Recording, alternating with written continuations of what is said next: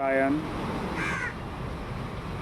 मैं समय समय पर हर रूपों में हम अपने दर्शकों के पास उपस्थित होते रहते हैं।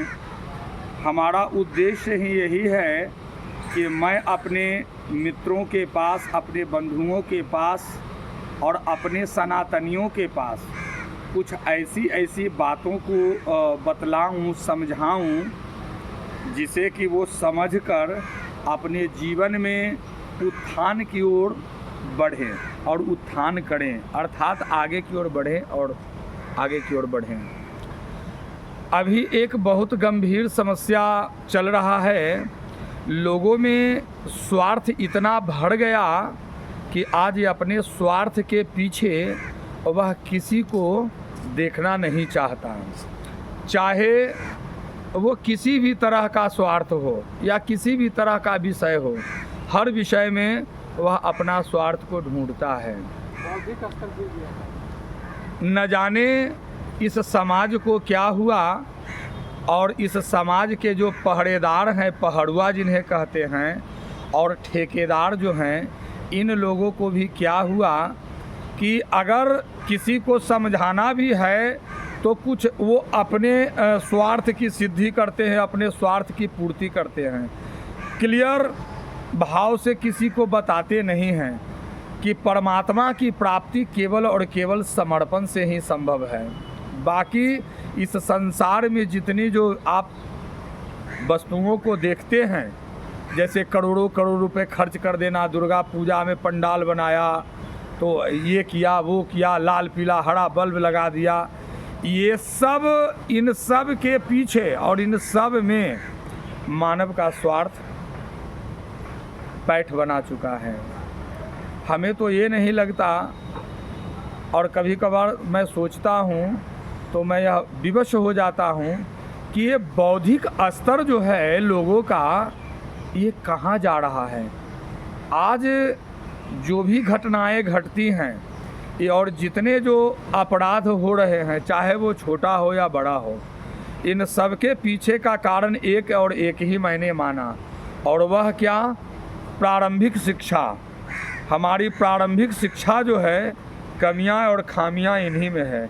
अतः हमें जड़ को पकड़ना होगा, और जब हम जड़ को पकड़ेंगे नहीं तब तक के विकास संभव नहीं है। हाँ, मैं मानता हूँ आप विकास करेंगे, धन दौलत कमाएंगे इधर उधर कर करके, 3-5 कर करके, लेकिन जो आपको आत्मिक सुख का जो अनुभव होना चाहिए, वो आत्मिक सुख आपको कभी नहीं मिल सकता। ये बाह्य चीज़ें जो है, जो भौतिक चीज़ें जो है, इनसे आप केवल शारीरिक सुख प्राप्त कर सकते हैं।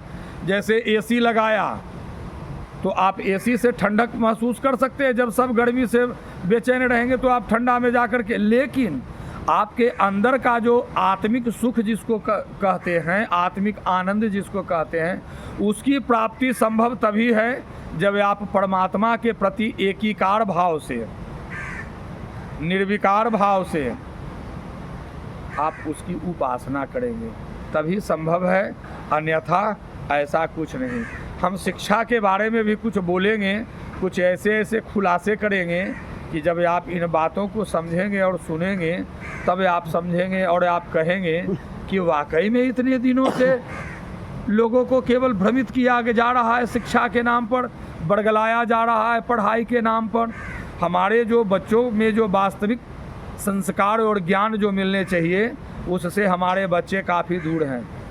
तभी तो देखने को मिलता है 10,000 रुपया महीना वाला स्कूल में बच्चे को पढ़ाते हैं, और बड़े गर्व से कहते हैं कि मैं अपने बेटे को तो 10,000 वाले महीना वाले विद्यालय में पढ़ा रहा हूँ। रोज़ दादाजी जाते हैं, अपनी हाथ की कानी उंगली पकड़वा के पोता को लेके जाते स्कूल हैं, लेकिन वही पोता जब थोड़ा बड़ा होगा तो दादा के बात मानेगा नहीं। घर में अगर कोई आएगा कुटुंब हितई, तब पैर छू के प्रणाम करेगा नहीं। तो वो 10,000 किस काम का?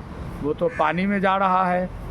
तो थोड़ा इन सब चीज़ों पर हमें समझना है, गहराई से समझना है, और इस पर मंथन की आवश्यकता है। हम सरकार से भी निवेदन करेंगे कि अब जो हमारी विद्या जो शिक्षा के प्रणाली जो है, इन प्रणालियों में सुधार किया जाए। और सुधार तभी संभव है जब इस पर सही तरीके से सघन रूप से निगरानी हो। ये नहीं कि आदेश पारित कर दिया और यहाँ पर बस केवल कागज़ों तक सीमित हो जाएंगे कि ये आदेश आया, लेकिन वास्तविक जो बच्चों को ज्ञान मिलना चाहिए वो शिक्षक करेंगे नहीं। तो थोड़ा इन सब पर हमें ध्यान देना है। और फिर मिलते हैं एक अगले अंक में। हमारा तो काम ही है लोगों को जगाना, हम तो जगाने का ही उद्देश्य लेकर बीड़ा उठाए हुए हैं। ठीक है, मिलते हैं फिर एक अगले अंक में। तब तक के लिए जय सिया राम, जय सरस्वती माँ। वाह।